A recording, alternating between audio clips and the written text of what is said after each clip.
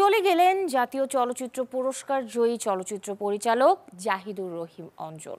সোমবার রাত 8:30টায় ভারতের বেঙ্গালুরুতে চিকিৎসাধীন অবস্থায় 60 বছর বয়সে মারা যান তিনি।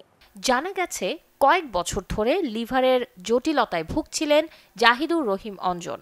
কয়েক মাস ধরে বেঙ্গালুরুর স্পর্শ হাসপাতালে ছিলেন চিকিৎসাধীন। গত সপ্তাহেই তার লিভার ট্রান্সপ্লান্টের সিদ্ধান্ত নেন চিকিৎসক। অস্ত্রোপচারের পর শারীরিক অবস্থার অবনতি হলে রাখা হয় লাইফ সাপোর্টে। সেখানেই চিকিৎসাধীন অবস্থায় মারা যান গুণী এই নির্মাতা। 2014 সালে কথাসাহিত্যিক আখতারুজ্জামান ইলিয়াসের রেইনকোট গল্প অবলম্বনে পূর্ণদৈর্ঘ্য সিনেমা মেঘমল্লার নির্মাণ করে শ্রেষ্ঠ পরিচালক ও শ্রেষ্ঠ সংলাপ রচয়িতা হিসেবে জাতীয় চলচ্চিত্র পুরস্কার অর্জন করেন জাহিদুর রহিম অঞ্জন। সরকারি অনুদানে সর্বশেষ তিনি নির্মাণ করেন চাঁদের অমাবস্যা। শুটিং শেষ হলেও এটি এখনও রয়েছে মুক্তির অপেক্ষায়।